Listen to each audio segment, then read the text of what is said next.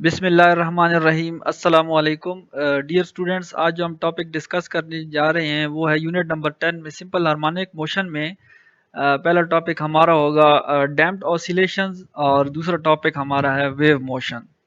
तो सबसे पहले हम देखते हैं, ये एक एनिमेटेड वीडियो आप देख सकते हैं कि इसमें जो इस ऑब्जेक्ट की मोशन है ये ऑसिलेटरी मोशन है। ये अपनी मीन पोजीशन पे वर्टिकली अपवर्ड और डाउनवर्ड जो है ये मूव कर रही है, यानी कि इसकी जो मोशन है ये एक ऑसिलेट कर रहा है ऑब्जेक्ट। तो ये डैम्प्ड ऑसिलेशन क्या है बेसिकली, ये हम इसकी तरफ जाते हैं। इसकी एग्जांपल हम ले लेते हैं। फॉर एग्जांपल हम एक बॉल को ज़मीन की एक ऊंचाई से छोड़ देते हैं ज़मीन की तरफ। तो जिस हाइट से हमने बॉल को छोड़ा हुआ होता है, तो वापस वो जब मतलब ज़मीन से टकराने के बाद जब वापस ऊपर आता है तो उसकी हाइट कम हो जाती है और दोबारा वो अगली दफ़ा फिर ज़मीन की तरफ जाता है और फिर जब ऊपर आता है तो उसकी हाइट और कम हो जाती है और आहिस्ता आहिस्ता जो है वो ज़मीन पे रुक जाता है। तो इस ये जो ये तो वैसे हमने एक एग्जांपल लिया है क्योंकि इसकी मोशन जो है वो सिंपल हार्मोनिक मोशन नहीं है। इसमें जो एक्सेलरेशन है वो कांस्टेंट है, ग्रेविटेशनल एक्सेलरेशन। लेकिन ये सिर्फ समझाने के लिए कि इसकी जो हाइट है वो आहिस्ता आहिस्ता जो है वो टाइम के साथ साथ कम हो रही है। इसी तरह हमारे पास जो ये एक वेव है, साइनसॉइडल वेव है। इसमें आप देख सकते हैं कि जो मीन पोजीशन है इसकी, जैसे ये एक मीन पोजीशन है, इस मीन पोजीशन के क्रॉस जो है वेव ऊपर और नीचे की तरफ मूव कर रही है। पहले ऑसिलेशन में उसका एम्पलीट्यूड जो है वो 1 तक जा रहा है और उसके बाद अगले ऑसिलेशन जैसी स्टार्ट होती है तो वो 1 से कम होता है। यानी कि इसका जो एम्पलीट्यूड हम पहले की वीडियो में डिस्कस कर चुके हैं। मीन पोजीशन से जो मैक्सिमम डिस्प्लेसमेंट है उसको हम एम्पलीट्यूड कहते हैं।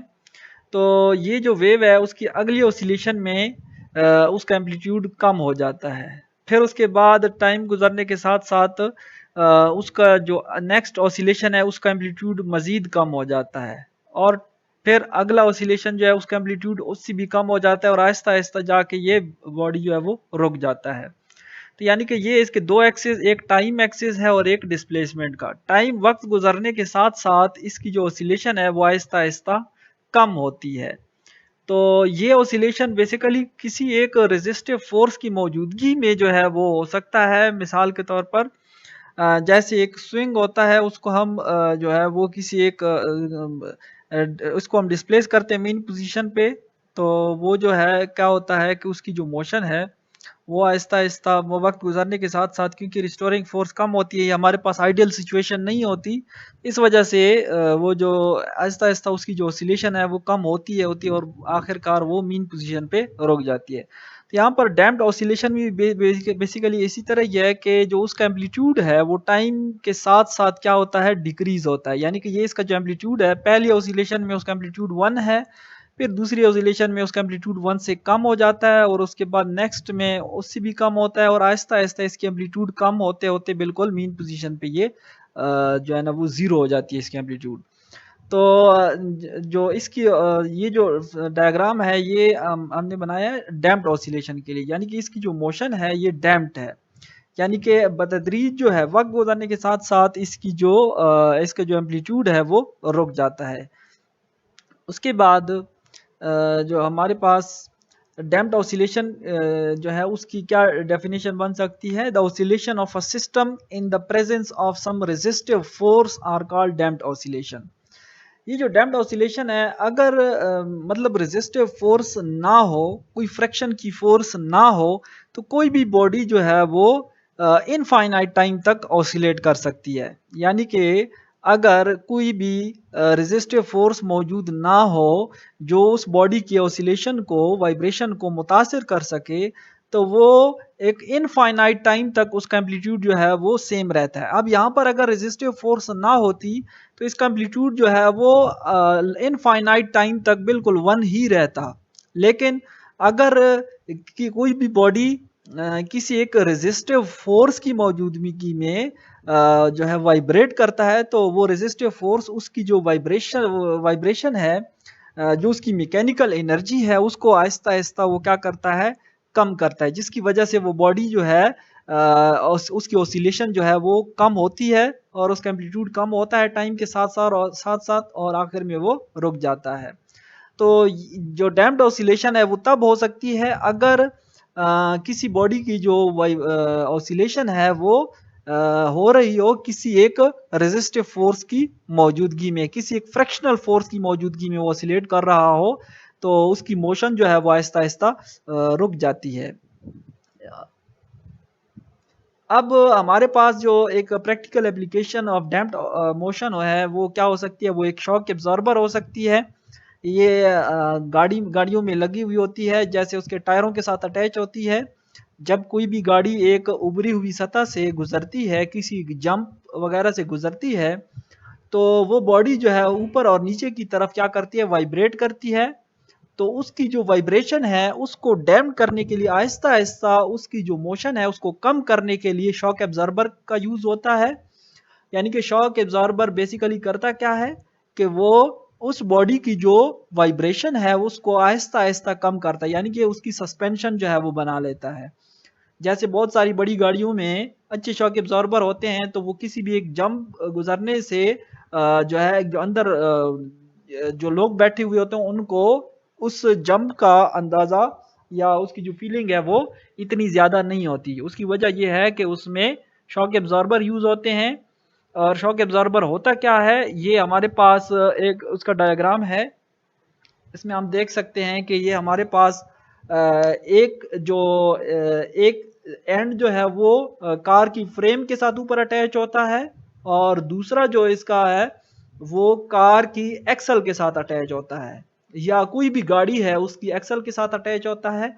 यानी कि ये पूरे का पूरा उसमें एक अपर पार्ट जो है वो बॉडी जो है वो किसी एक गाड़ी के ऊपर वाली बॉडी के साथ अटैच होती है, जिसके ऊपर जो है वो वजन पड़ता है, और दूसरा जो है वो इसका एक्सल के साथ, यानी कि जो टायर है उसके दरमियानी पॉइंट जो है सेंटर है उसमें जो एक्सल होता है उसके साथ अटैच होता है।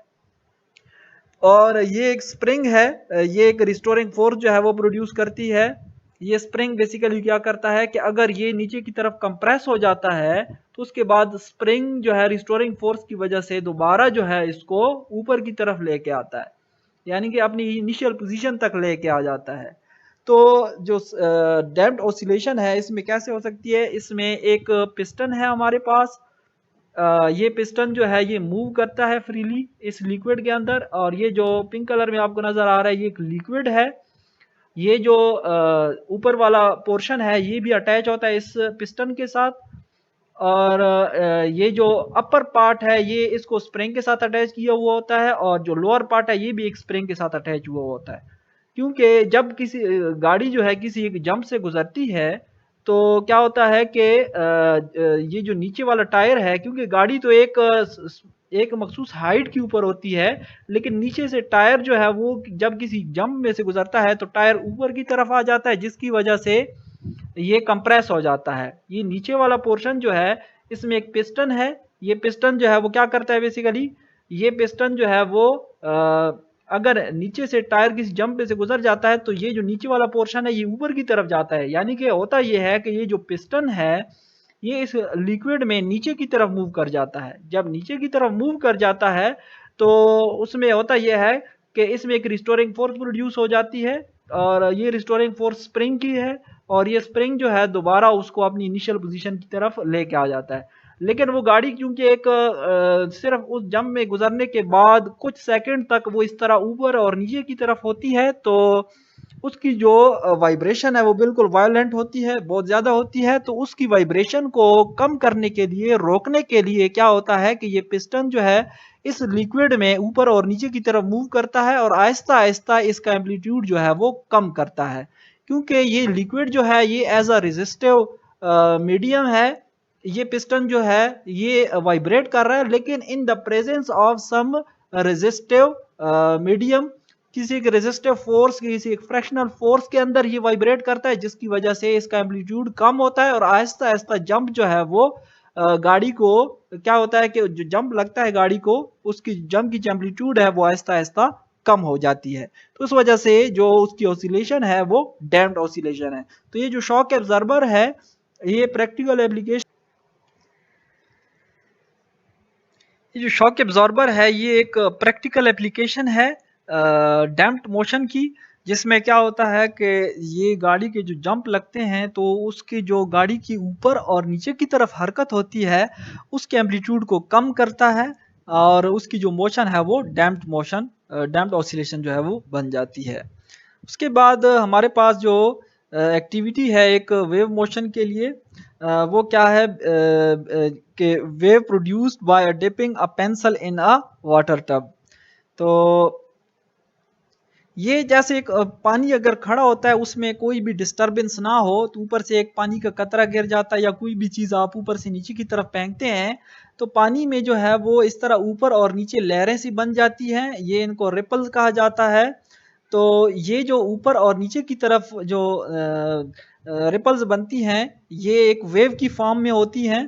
तो हमारे पास ये सबसे पहले एक टब है जिसके अंदर पानी जो है ये भरा हुआ है और ये बिफोर डिस्टरबेंस है, कोई भी इसमें हमने चीज़ अभी जो है वो नहीं डाली जिसकी वजह से पानी बिल्कुल अपनी एक स्मूथ लेवल पे है। जब हम क्या करते हैं कि कोई एक पेंसिल या इस तरह का जो सोर्स है वो ऊपर और नीचे इस पानी के अंदर जो है वो मूव करते हैं तो ये रिपल्स जो है वो प्रोड्यूस हो जाती हैं। और आगे हमने एक कॉर्क रखा हुआ है, तो ये कॉर्क से हम देखते हैं कि ये जो पानी के अंदर वेव्स बनती हैं बेसिकली इसके अंदर जो मौजूद पार्टिकल्स हैं उनकी डायरेक्शन क्या है मोशन की। तो ये हमारे पास जो एक पेंसिल या एक रॉड है ये एक सोर्स का काम करता है, एक जरिया है वेव्स बनने का। और बाकी ये पानी है, पानी के अंदर ये जो आपको लाइनें नजर आ रही हैं ये रिपल्स जो है वो जाहिर करती हैं। यानी कि जब इस पेंसिल को ऊपर और नीचे की तरफ यानी कि जब ये पानी के अंदर इसको डिप किया जाता है उसके बाद उसको मूव किया जाता है ऊपर और नीचे की तरफ, तो क्या होता है पानी में रिपल्स बन जाते हैं, इस तरह वेव्स बनती हैं और ये वेव्स जो है वो सोर्स से दूसरी तरफ वो मूव करती हैं। यानी कि ये जो रिपल्स बनती है water waves moving away from the source, ये सोर्स से दूसरी तरफ जो है वो आहिस्ता आहिस्ता बढ़ती हैं। तो जैसे जैसे ये बढ़ती हैं तो ये कार्क तक पहुंचती है। जब कार्क तक ये पहुंच जाती है, कार्क कोई भी एक इस तरह का जो है लेबोरेटरी में हम यूज करते हैं, कोई प्लास्टिक का है कोई एक लकड़ी का ले लें जो पानी के अंदर जो है वो सिंक नहीं होता, पानी के ऊपर ही रहता है। इससे सिर्फ हम जो है वो देखते हैं कि जो मोशन है वो जो वाटर के पार्टिकल्स हैं, जो मीडियम के पार्टिकल्स हैं वो कैसे जो है वो बिहेव करते हैं। तो वेव्स के लिए बेसिकली हमारे पास एक सोर्स जो है वो होना चाहिए, फिर दूसरा एक वाइब्रेटिंग मोड जो मीडियम है ये होना चाहिए। सोर्स हमारे पास यहाँ पर रॉड है और दूसरा जो वाइब्रेटिंग मीडियम है वो हमारे पास वाटर है। तो जैसे जैसे हम इसको मूव करते हैं इस सोर्स को ऊपर और नीचे की तरफ तो रिपल्स बनते हैं और रिपल जब कार्क तक पहुंचते हैं तो कार्क जो है ये अपनी ही जगह पे ऊपर और नीचे की तरफ मूव करता है। यानी कि ये जो डिस्टरबेंस हमने की है तो ये पार्टिकल्स जो है मीडियम के पार्टिकल्स को क्या करते हैं बेसिकली वो ऊपर और नीचे की तरफ मूव करते हैं। हमें ऐसे नजर आ रहा होता है जैसे कि ये पानी के मॉलिक्यूल जो हैं वो सोर्स से दूसरी तरफ जो है वो मूव कर रहे हैं, लेकिन ये ऐसा नहीं होता। ये जो पानी के मॉलिक्यूल्स हैं ये अपनी ही जगह पे क्या होते हैं ऊपर और नीचे होते हैं। तो उसके जो पहली वेव बनती है तो उसके बाद जो सेकेंडरी वेव होती है वो ये पहली वेव की वजह से बनती है।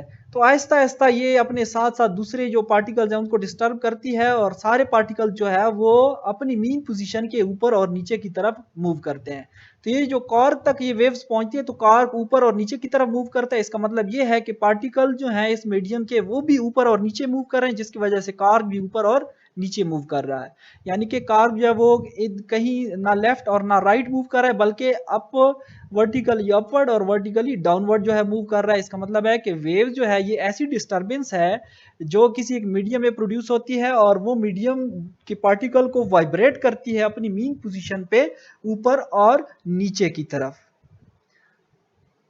उसके बाद हमारे पास एक एक्टिविटी है एक्टिविटी 10.2 जिसमें हमारे पास एक रोप जो है, रोप को एक रोप का एक एंड जो है वो एक फिक्स किया गया होता है और दूसरे एंड को हम हाथ से पकड़ लेते हैं।